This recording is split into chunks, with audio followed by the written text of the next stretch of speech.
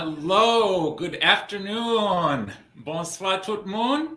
We are so happy to be here with you for this really wonderful celebration of Black Chicago trailblazers. My name is Tom Clues.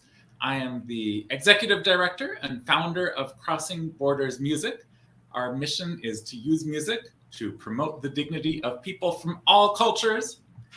And we just heard this beautiful Haitian song, the unofficial national anthem of Haiti. Ayiti Cheri talks about the beauty of Haiti, the relaxed pace of life. When you pass them on the streets, we'll have time to say hello. You don't just rush off, and the beautiful weather and fruits and all the different shades of the people there, the different colors. Beautiful way to start our program. And I have a wonderful co-host, longtime friend, colleague, supporter, collaborator, Miss Elsie Hector Hernandez, co-host this afternoon. Elsie is the founder, president of the Haitian American Museum of Chicago, HAMOC. Hey, Elsie, thank you so much for joining us. Thank you, Tom. So Elsie, you are the person more than anyone else who created First Blacks Chicago, a creation of the Haitian American Museum of Chicago. You and the museum were kind enough to invite us, Crossing Borders Music, to participate in this project years ago. And I would love if you could share with us some words, as I know you're planning to, about how it was that you came to start HAMOC.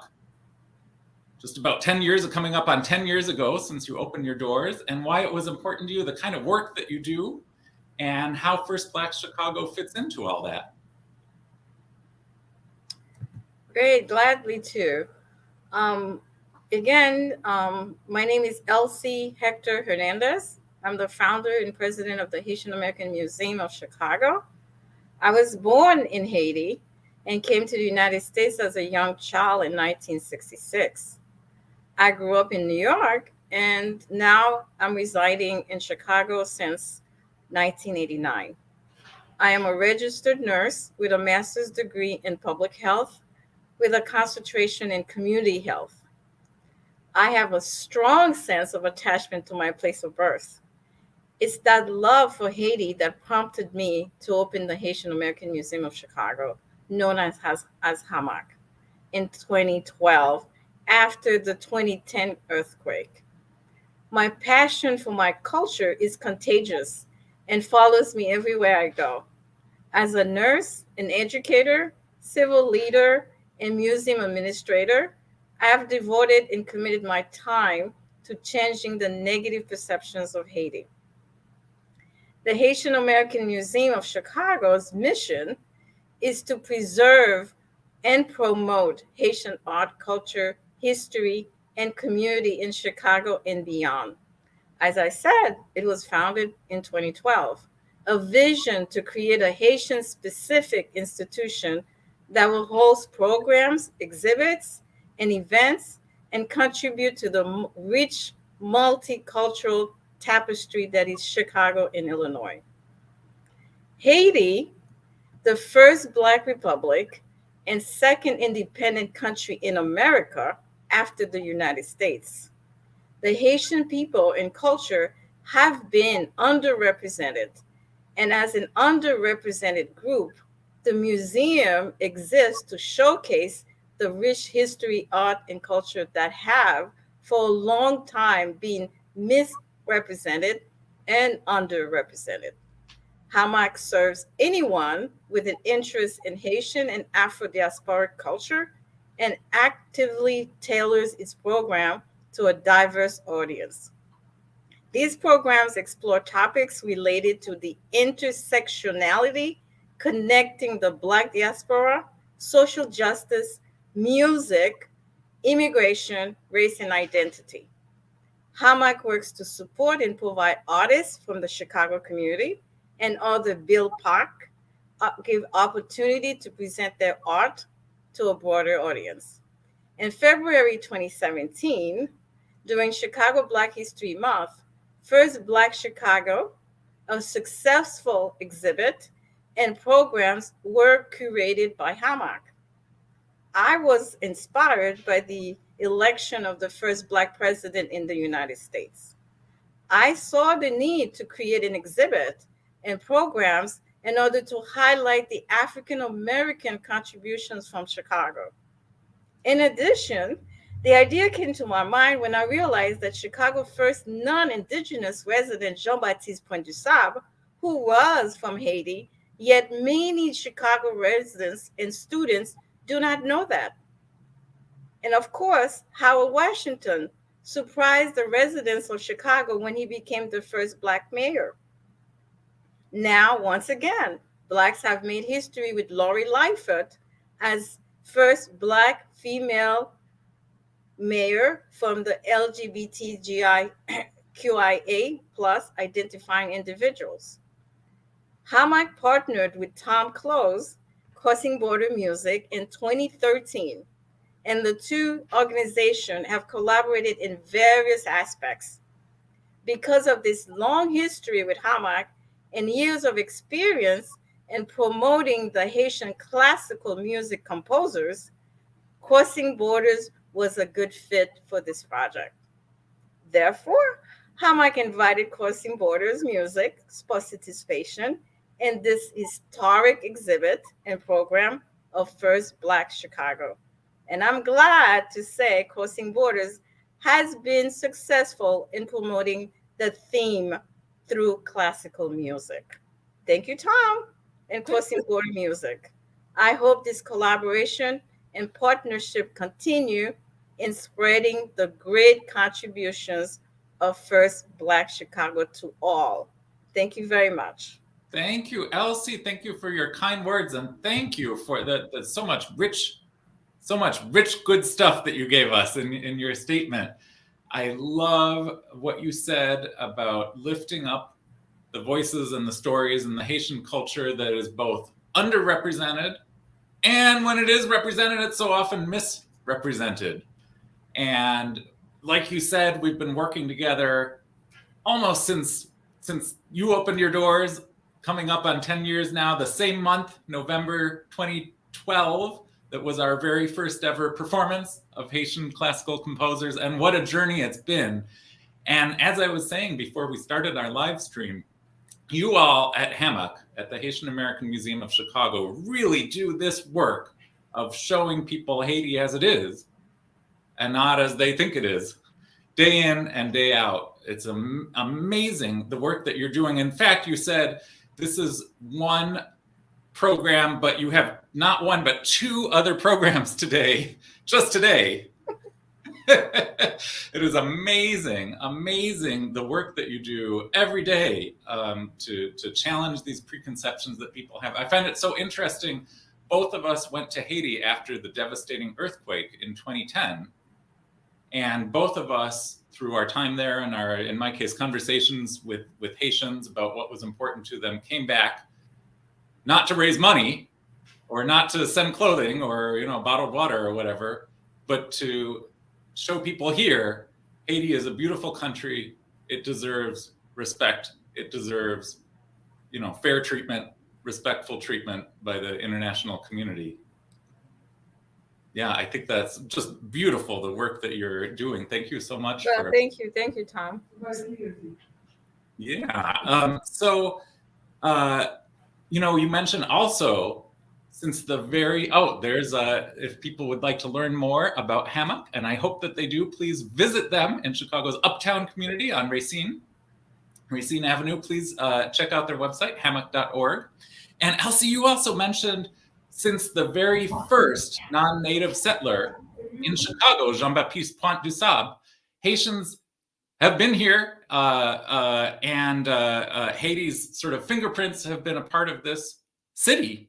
And too few people know about him. He too is an underrepresented historical individual. So this next piece, through this First Black Chicago program, we commissioned a number of Haitian composers to write music about these Black Chicago trailblazers and help tell their stories. And this next piece was written by Rudy Perrault, a Haitian American composer, wonderful composer.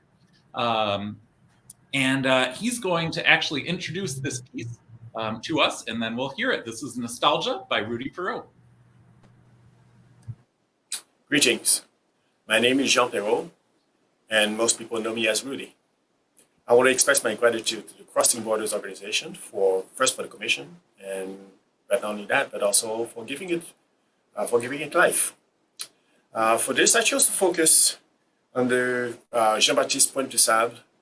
Many of you may or may not know that Jean-Baptiste Pointe-du-Sable, considered the founder of Chicago, was also born in Haiti, then Saint-Domingue.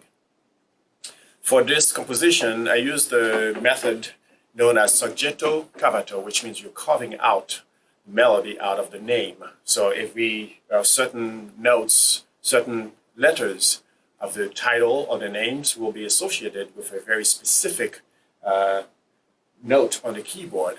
So for Chicago, we use the letter C-H-A-C-H-C-A-G, which turned out to be, which by the way are the 5 letters of another very important city, which shall remain unnamed, but you may recognize the melody. Anyway, that's a different lecture. For Jean-Baptiste Pointe-du-Sable, that provided a much more elaborate melody.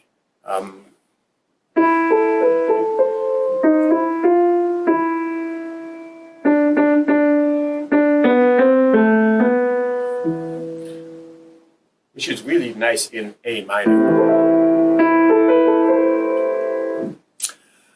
Though I had 2 names to work with, I chose to add a different element to this work, and that of Haiti. Again, it is that relationship between Jean-Baptiste Pointe-du-Sable and Haiti, and feeling of nostalgia and having to leave your homeland.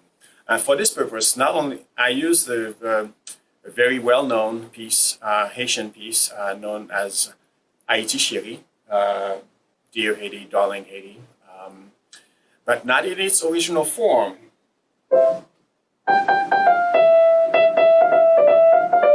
But rather the harmonizations of it. I use the harmonization as the melody. So harmonization of the melody would be,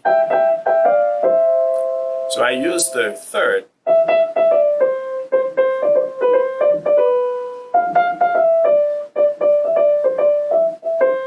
Which led itself beautifully to a more melancholic minor key. I'm not going to go into a full-blown analysis of the piece, so I hope you enjoy. And again, my thanks to the Crossing Borders organization and the musicians performing for giving me a voice. Thank you very much. Enjoy.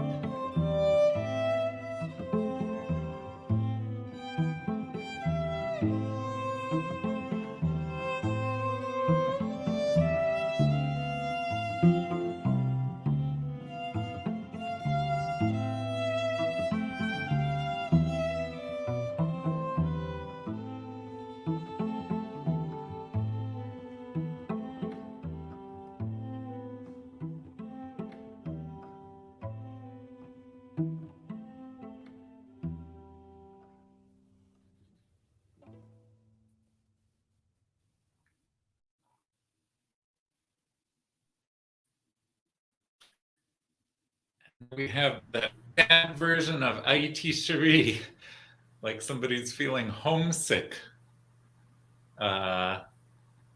Is this I guess I have to wonder if, knowing Rudy, a wonderful composer, and we're so glad that he chose to write this piece for us and for this program. I have to wonder if his feelings of leaving his homeland and living in northern Minnesota now, where he's a wonderful professor of music, but if he has some nostalgia himself for Haiti, maybe you can relate to that feeling, Elsie.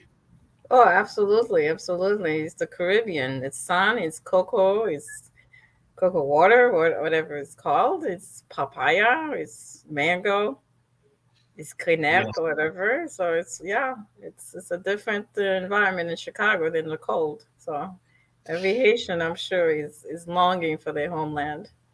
Many Haitians listening now who are nodding along, thinking, "Oh, I could do with a sunny beach and some." Exactly, I could do it right now myself. Although Chicago is sunny today, so. I love Chicago too. Don't get me wrong, but absolutely, like, appreciate how Rudy was so beautifully able to translate that nostalgic feeling into music. So thank you, Rudy. If you're watching, thank you so much for sharing your music with us. The next piece is a little bit of a diversion from this first Black Chicago theme, in that this is an early 20th century composer who was not from Chicago. He was from Haiti. And yet, in his own way, he was very much a trailblazing figure. Werner Jagerhuber was born in Haiti to a German father and Haitian mother. He left Haiti to go to Germany to study music, where he worked as a professional musician in the early 20th century. As the Nazi Party came to power in Germany, he understood this was a bad time to be a Haitian person, a Black or mixed race person in Germany, and decided it was certainly best that he returned to Haiti, where he spent the rest of his life.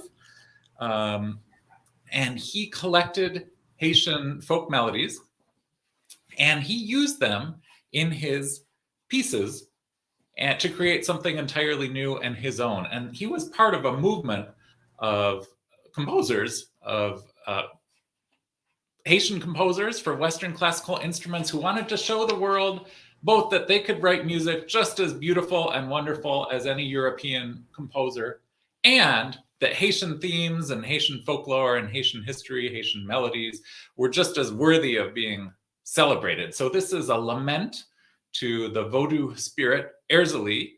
And Erzeli, the Haitian spirit of love and motherhood. And Elsie, I know you at the museum have worked on sort of demystifying and challenging the stereotypes and preconceptions that people have of Vodou. In fact, we've worked on that theme together. I wonder if you have anything to add on that subject. And I think you're muted. I think it's a wonderful subject that everybody should be interested in, because it's all about our African background and African culture that has been kind of distorted.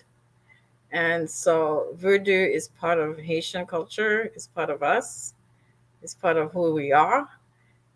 It's not the idea that the Hollywood has portrayed Haiti in the voodoo scene to attract the audience that's interested in fiction. So it's not a fiction. It's part of life. It's real life in Haiti, and it's my culture. Although not all Haitian practice voodoo, but we all have someone in our family that is from that, because it's a belief. It's a culture that's from generation to generation. So someone's grandmother, someone's great aunt, somebody's in the family is practicing, even though themselves they may not be practiced, they may become Christian, but then someone in the family does. So it's a cultural aspect. It's not anything related to what Hollywood has portrayed for so long. So yeah, the museum has really made a good point to make sure that the public understand that. We have Ezuli Freda voodoo ceremonial flag in our museum, and it stays there. People ask questions, and we kind of verified and clarified the mystical aspect of the voodoo religion and the spirits. So yeah, we're doing a really, really, really hard job trying to convey that message. I so appreciate what you are doing in that aspect.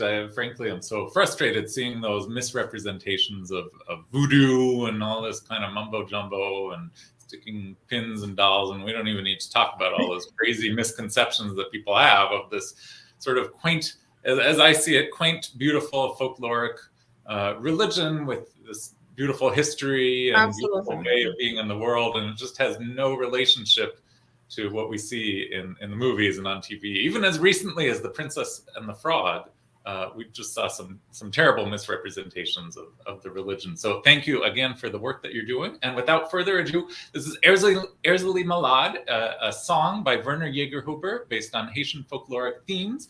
And the words to the song have to do with a lament and a plea from a parent to Erzeli to please protect them and especially protect the singer's one child, a plea to Erzeli. Please enjoy Erzeli Malade.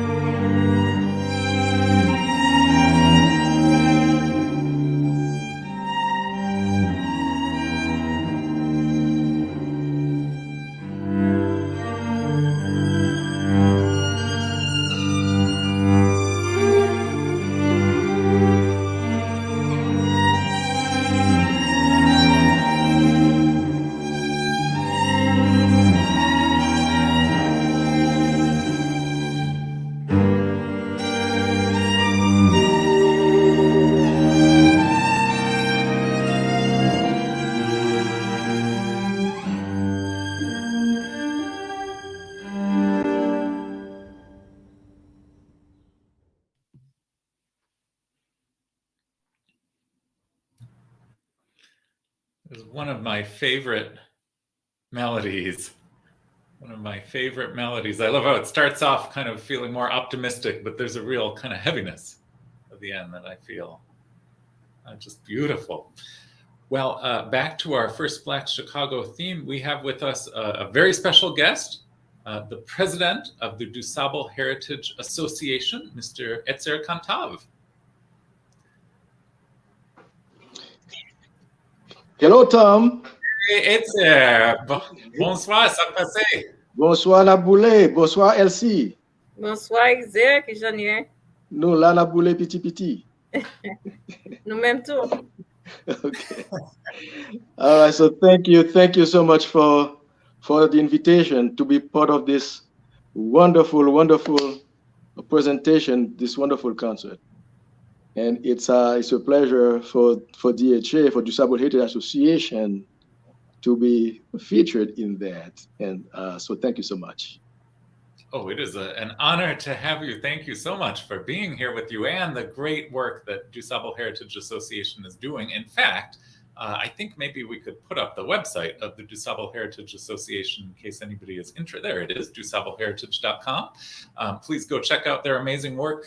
Eitzer, you and the folks at DHA have put so much effort into telling the story of DuSable and why he was important and how his legacy even today is important. Could you tell us about why that work is so important and what inspires you to do the great work that you're doing?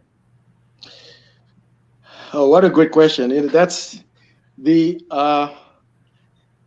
wow. So DHA has been promoting the legacy of Jean Baptiste DuSable since its inception in 2000. And so we've dispelled the notion that he was from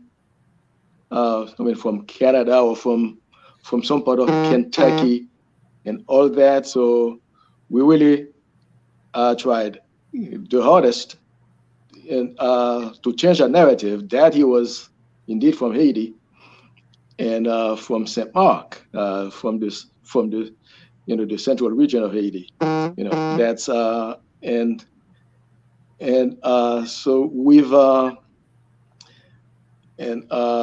we've promoted his legacy in Chicago, because this is and his legacy is, well, I would say, is ubiquitous in Chicago. Wherever you go, you can feel it. You can feel it. You can sense it. You can.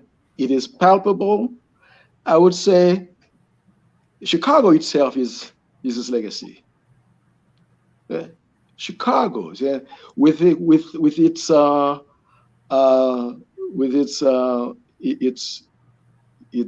architecture, its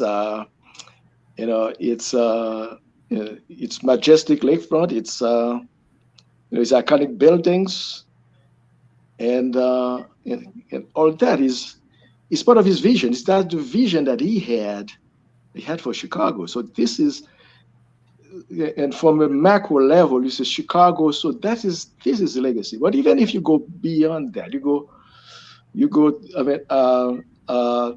Beyond the physical aspects of Chicago, the people of Chicago.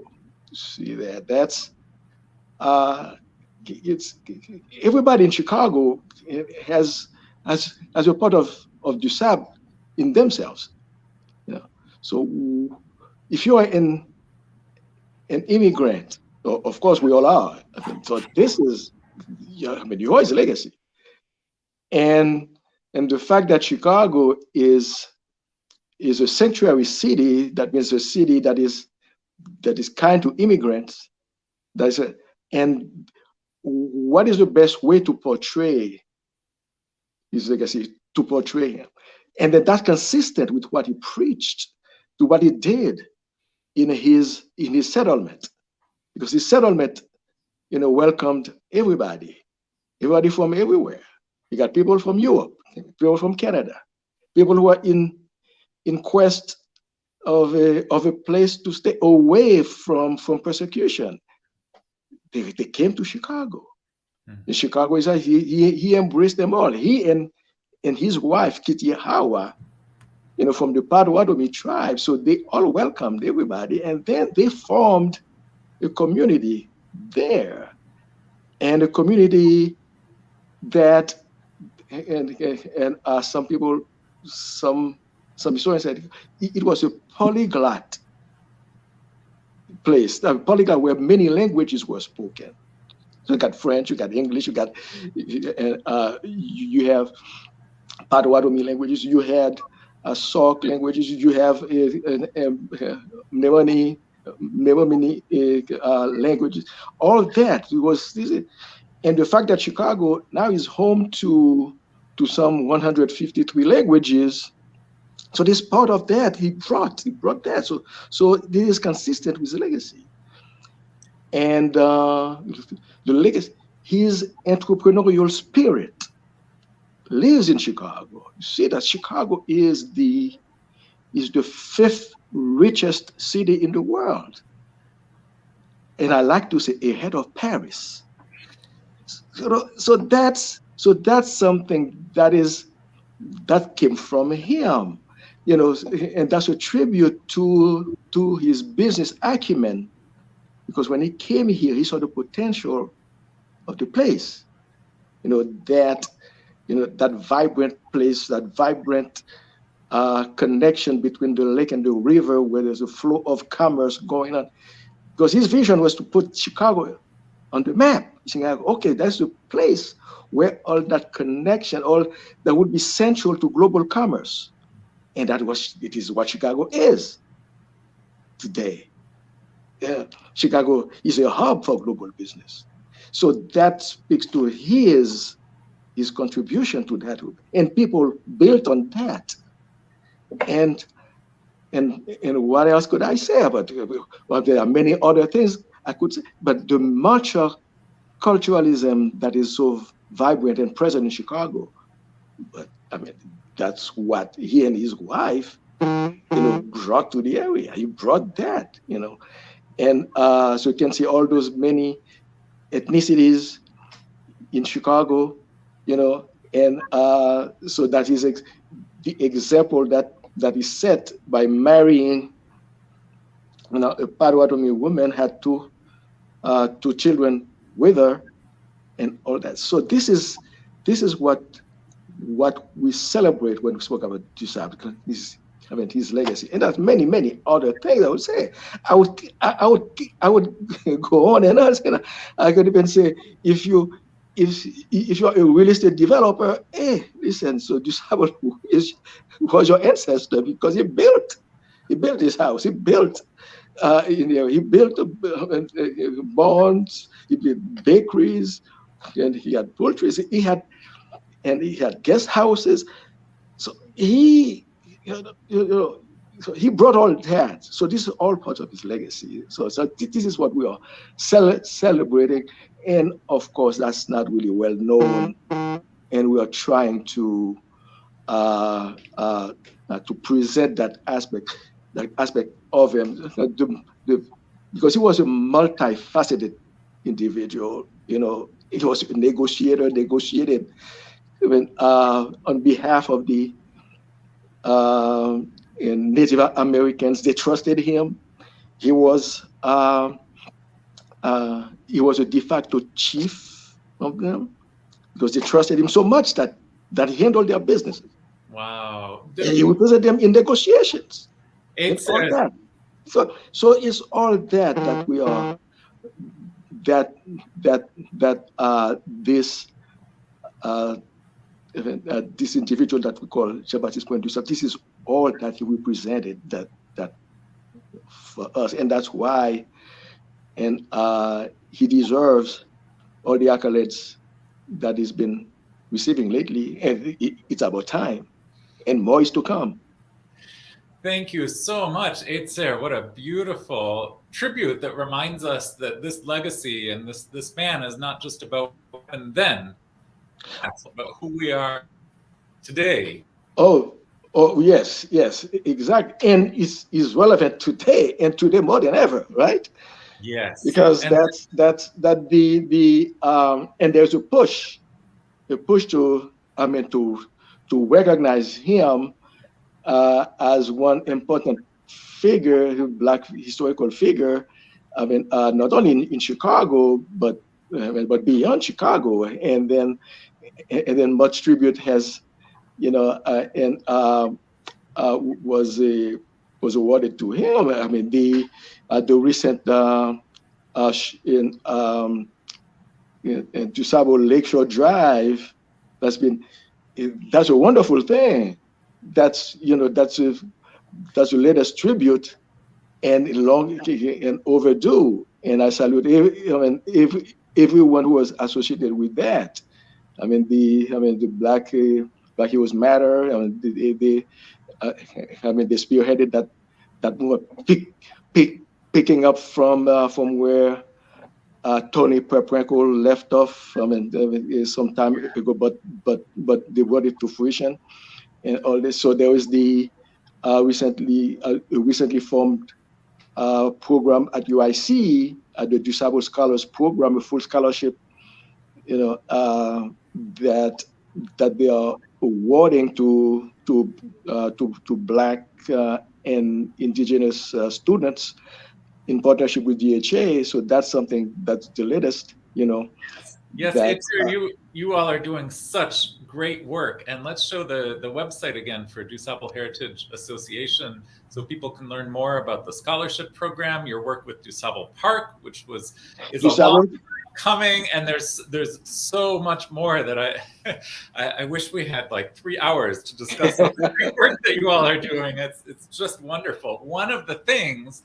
that through DuSable Heritage Association was created was the founder of DuSable Heritage Association, Serge Pierre-Louis, talked to a young Haitian composer, Sabrina Claire Deddy Jean-Louis, and he just sort of asked her if she might be interested in writing a piece in honor of DuSable. And she was kind enough to say yes. And through this project, First Black Chicago, we commissioned her to write a second movement to this piece. And she couldn't be here with us today, but she wrote this statement that I wanted to share with you.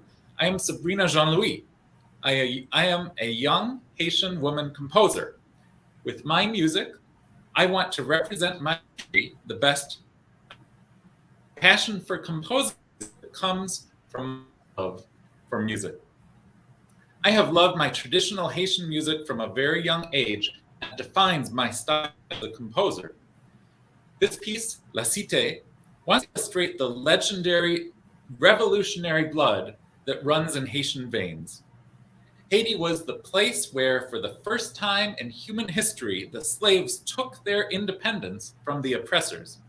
And the fingerprints of that revolution are everywhere in Chicago, a city that was founded by a Haitian, Jean-Baptiste Pointussat. I am honored to be one of the composers for this concert. I hope you enjoy the piece. Thank you. And here is that piece that would not have been possible without DuSable Heritage Association, La Cité, by Sabrina Claire Deddy Jean-Louis.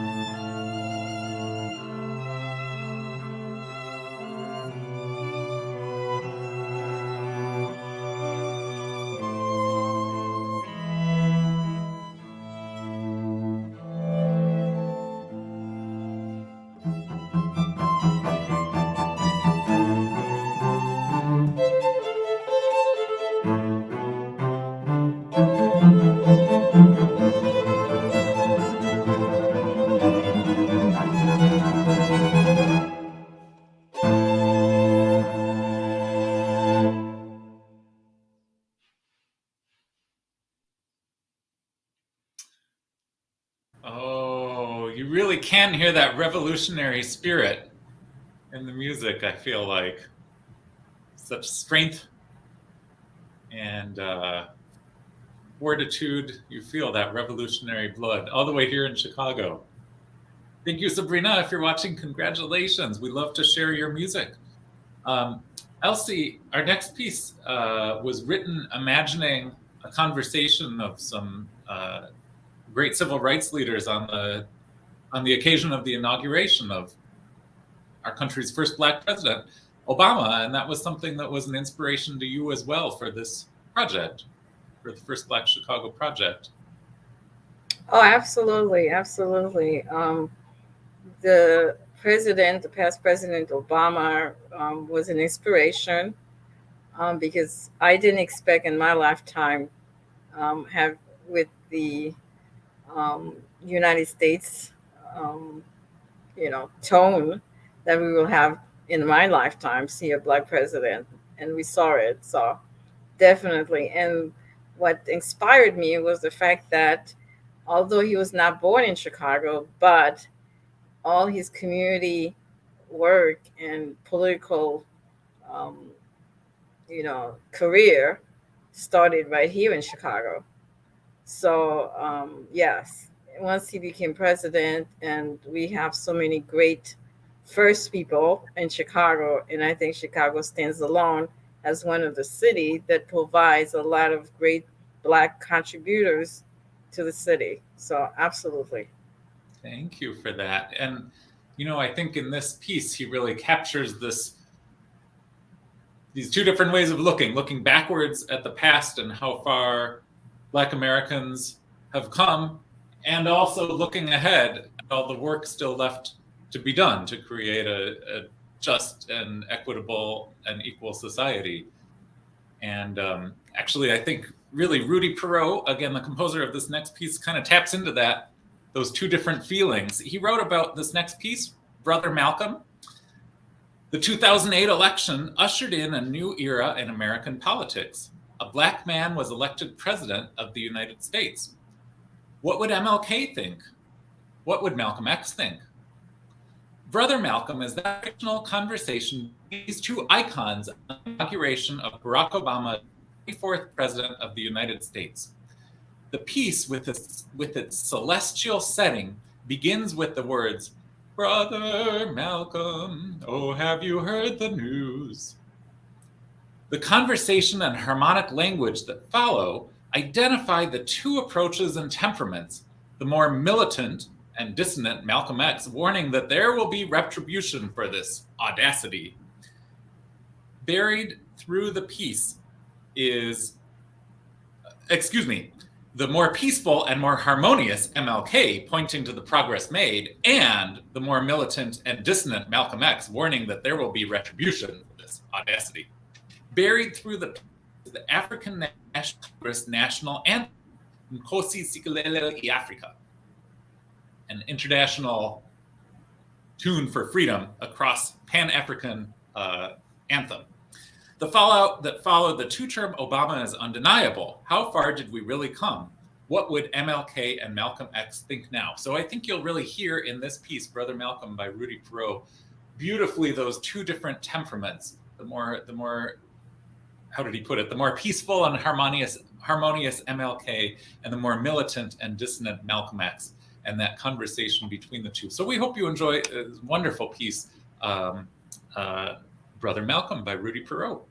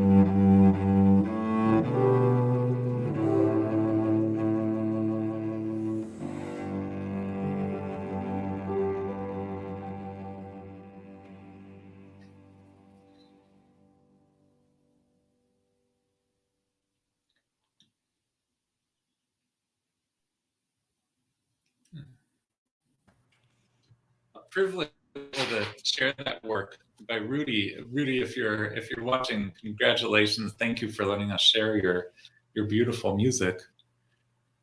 I love Very relaxing. that calm ending. Oh my God, this this music is calming all my nerves and everything else. I never realized that this is like having a concert of classical music. It's putting me really into a calm, relaxed disposition. Wow, thank you, Tom. See, you must be feeling more of the MLK vibe than the Right. vibe. Either way, both of them are really, kind of getting to the spirit. Thank you so much. Thank you, Elsie. Yes, yeah. What an important, imaginary conversation, but what an important conversation in that music. Those two ways of looking at things. Elsie, the next piece that we have to share is a tribute to Chicago's first Black mayor, Harold Washington. You thought it was important to include Harold Washington in the group of first Blacks being honored. Why was that important to you and important to others? Well, I wasn't in Chicago when Harold Washington became mayor or when he died. But when the inspiration of putting the title First Black Chicago, I kind of worked with a lot of artists and a lot of residents from African American origin that were really talking about what Harold Washington have done to their lives, how they were touched during that time. One of the residents, my neighbor, actually worked with Harold Washington. And she has so much emotion to share. And we had a panel discussion here, which we invited the artists and some scholars from Northwestern. And it was a very teaching moment to learn about the man, Harold Washington, and how also he's a man that people are not talking about much either, right? His contribution to Chicago. So he needs to be, again, come to the surface as the first Black Chicago, how he united the Black communities, for a long time. So I thought that was one of the things that we need to bring to the forefront and continue to talk about. Thank you, Elsie. It's so important to us at Crossing Borders Music to always be asking whose stories do we hear, and more importantly, whose stories don't we hear, what stories don't get shared, and which groups of people's stories don't get shared. And so it's very powerful what you said. Thank you. I wanted to share with folks a bit about Harold Washington, the person. He was the great-grandson of slaves. He attended Chicago's racially segregated DuSable High School and served in World War II in a racially segregated unit of the Army Air Corps of Engineers, where he became a sergeant. After the war, he attended Roosevelt University, as did I, downtown, which had a non-discriminatory admissions policy so that Black and Jewish students could attend. That was very rare at the time. One of the very few places he could attend, as I understand. As a student, he joined student groups working to end discriminatory housing practices and policies. He then became the only Black student at Northwestern Law School. After graduation, he founded the Chicago League of Negro Voters, which became a powerful voting bloc, like Elsie was alluding to. Washington was elected to the Illinois House in 1965, the U.S. House in 1980, and he was elected mayor of Chicago in 1983. Throughout his political career, he was known for his independence, advocacy of civil rights, including anti-discrimination measures in housing, employment, and voting. He also, as a side note, dedicated the land for DuSable Park, which we're still waiting for, but we're getting close, thanks to the efforts of DuSable Heritage Association, ETSER, and others. He faced fierce opposition to his efforts in the stage of his career. To the anti-discrimination in housing, employment, and voting, he faced stiff opposition to those efforts. As a mayor, he also supported efforts to increase transparency, reduce patronage hiring, and supported neighborhood development, encouraged city hiring and contracting of people from underrepresented groups, supported racially proportionate redistricting for Chicago wards, and he supported the creation of a King Day holiday. And he did all of this while balancing the city budget and improving its credit rating. I think that's quite remarkable. So too, apparently, did composer Gifrants, and maybe we could put his website on the screen for anybody interested in learning more about Gifrants. Wonderful Haitian American composer, Gifrants.com. He actually is having a performance that will be live streamed that I believe is later today, I believe at 5 o'clock, through the Société de Recherche et Diffusion de la Haitienne, or SRDMH, the Society for the Promotion of Haitian Music and Distribution of Haitian Music, SRDMH. Gifrants is performing today on a live stream. So thank you, Gifrants, for sharing this music with us. This is Fraternitas Dei Patris Nomine, and it's a tribute to the legacy of Harold Washington.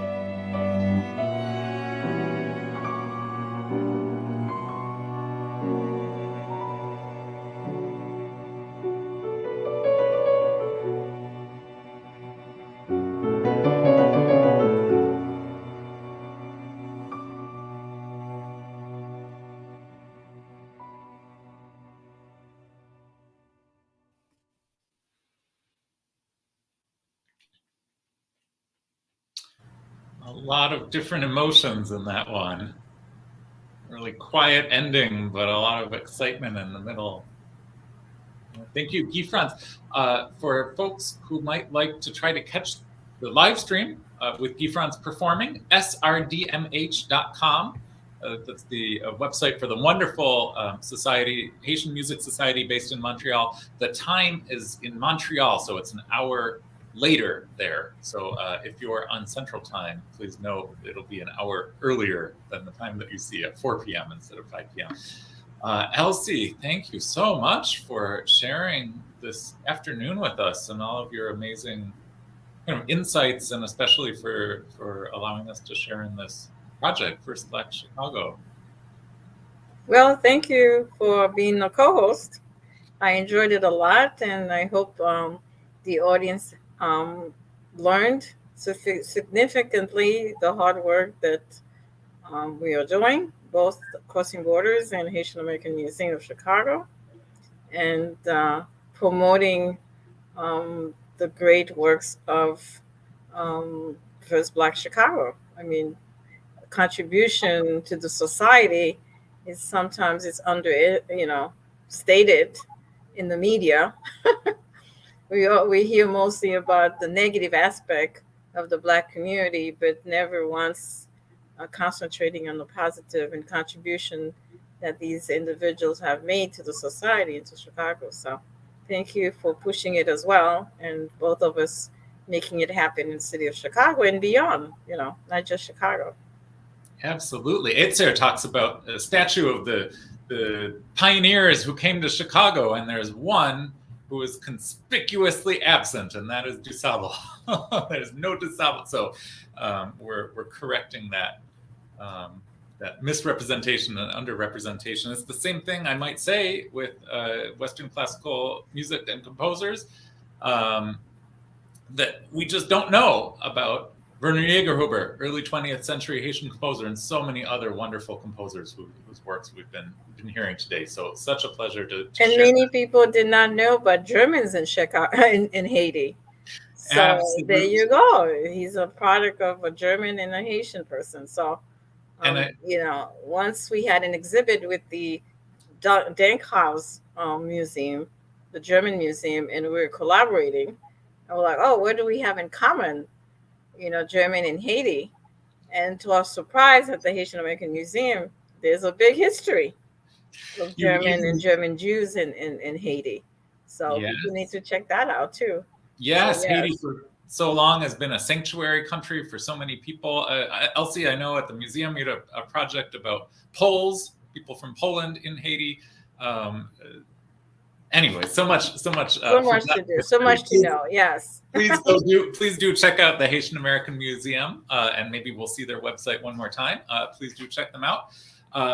Elsie, I know even before the election of Mayor Lightfoot, when there was a runoff election and it was clear that the next mayor of Chicago would be its first Black woman, you said, all right, it's time to revisit this theme because there's going to be a new first Black in Chicago. So I know that there's been artwork that you've commissioned or played with now not 3, but 4 Black trailblazers, including Mayor Lightfoot as the first, as you said, Black woman mayor of Chicago, first openly LGBT plus mayor of Chicago. And we just want to honor that her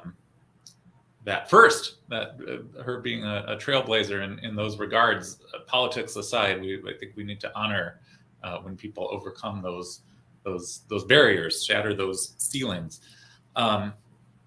We asked Jean Paul Coffy to write a piece on the occasion of Mayor Lightfoot being elected the first Black woman mayor of Chicago, and he took things in an interesting direction. He wrote this piece, Ogou Wa des Zanj, and unfortunately for personal reasons, Coffy couldn't be here with us today. He was going to be a guest on this live stream for personal kind of last minute reasons. He's not able to be here with us, but we do have this video of him introducing the work at a previous live performance.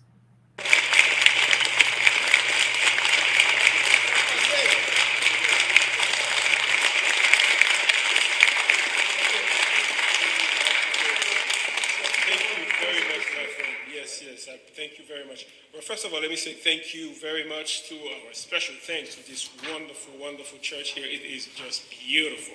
Thank you for having us. We really appreciate it. Thank you for Crossing Brothers Music. Without them, you wouldn't be hearing me today.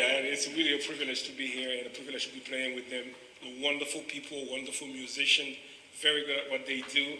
And it's just a great program. And I really, really appreciate what you guys are doing for the world, really. And it's really great. This piece that I wrote is Ogou Wa des Zanj, like he said, translated in Creole as the King of the Angels. And it's really a piece about Ogou, who Ogou actually is. And there's a lot of confusion about Ogou, that he's only a warrior, but really in reality, Ogou is the protector of the family, protector of the children. Ogou even said, even if we were at war, you and I, and if I meet your children in any place, I'm supposed to protect your children because the children are innocent. So Ogou is the ultimate protector, king of the angel. Thank you, everybody.